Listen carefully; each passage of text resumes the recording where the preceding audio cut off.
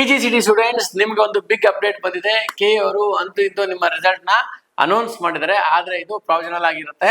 ಅಂದ್ರೆ ಇದು ತಾತ್ಕಾಲಿಕ. ಹಂಗಂದ್ರೆ ಏನು ಅಂತಂದ್ರೆ, ನಾರ್ಮಲ್ ಆಗಿ ಯಾವ್ದಾರ ಒಂದು ಇಶ್ಯೂಸ್ ಇದ್ರೆ ಆಯ್ತಾ, ರ್ಯಾಂಕಿಂಗ್ ಅಲ್ಲಿ ಮತ್ತೆ ಮಾರ್ಕ್ಸ್ ಅಲ್ಲಿ ಇಶ್ಯೂಸ್ ಇದ್ರೆ ಮತ್ತೆ ನಿಮ್ಗೆ ಒಂದ್ ಅಥವಾ 2 ದಿನ ಟೈಮ್ ಕೊಡ್ತಾರೆ.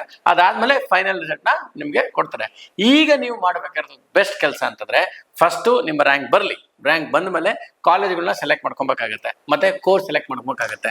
ಸೊ ನಾನ್ ನಿಮ್ಗೆ ಹೇಳೋದು BBA, BCA, BCom ಮತ್ತೆ BE ಮಾಡಿರೋ ಮಕ್ಳಿಗೆಲ್ಲ ಕೂಡ you must select for the job which will be very much good for you. ಮತ್ತೆ ನಿಮ್ಗೆ ಒಳ್ಳೆ ಫ್ಯೂಚರ್ ಕೊಡೋ ಅಂತ ಕೆಲ್ಸಕ್ಕೆ ಹೋಗ್ಬೇಡಿ. ಯಾರೋ ನಿಮ್ ಫ್ರೆಂಡ್ಸ್ ಸೇರ್ಕೊಂಡಂತ ನೀವು ಅಲ್ಲೇ ಸೇರ್ಕೊಳಕ್ ಹೋಗ್ಬೇಡಿ.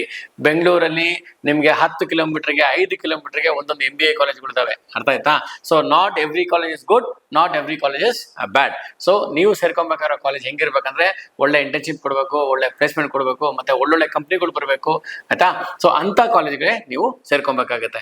ನನ್ನ ಒಂದು ಪರ್ಸನಲ್ ಸಜೆಷನ್ ನಿಮ್ಗಳಿಗೆ, ಯಾರಾದ್ರೂ ಕೂಡ ನನಗೆ ಒಳ್ಳೆ ಕೆರಿಯರ್ ನ ಗ್ರೋತ್ ಹೋಗ್ಬೇಕು ಸರ್, ನಂಗೆ ಒಳ್ಳೆ ಒಂದು ಸಜೆಸ್ಟ್ ಮಾಡಿ ಅಂತಂದ್ರೆ, ನಾನು ಸಜೆಸ್ಟ್ ಮಾಡೋದು even for students var from BCA are from MBA in fin technology. ತುಂಬಾ ಡಿಮ್ಯಾಂಡ್ ಬರ್ತಾ ಇದೆ ಮುಂದಿನ ದಿನಗಳಲ್ಲಿ, ಈಗಲೂ ಕೂಡ ಒಳ್ಳೆ ಡಿಮ್ಯಾಂಡ್ ಇದೆ. ಒಂದ್ಸಲ ಯೋಚನೆ ಮಾಡಿ, ಇಟ್ಸ್ ವೆರಿ ಗುಡ್ ಕೋರ್ಸ್, ಆಯ್ತಾ? ಮತ್ತೆ ನೀವೇನಾದ್ರೂ ಕೂಡ ಗೌರ್ಮೆಂಟ್ ಕೆಲಸಕ್ಕೆ ಏನಾದ್ರು ಅಪ್ಲೈ ಮಾಡ್ತಾ ಇದ್ರೆ, ಓಕೆನಾ? So there is some colleges which is giving you MBA with UPSC ಕೂಡ ಕೋಚಿಂಗ್ ಕೊಡ್ತಾ ಇದ್ದಾರೆ. ಇದು ಕೂಡ ನೀವು ಸೇರ್ಕೊಬಹುದು, ಸರಿನಾ? So anything regarding PGCET, MBA, MCA, bank loan ಯಾವ ಅಪ್ಲೈ ಮಾಡೋದು, ಹಾಸ್ಟೆಲ್ಗೆ ಹೆಂಗ್ ಅಪ್ಲೈ ಮಾಡೋದು, anything regarding your MBA, please do call me. I will give complete details. ತೋರ್ಸೋ ನಂಬರ್ಗೆ ಫೋನ್ ಮಾಡಿ, ಮತ್ತೆ ಈ ವಿಡಿಯೋನ ಶೇರ್ ಮಾಡಿ. Thank you so much.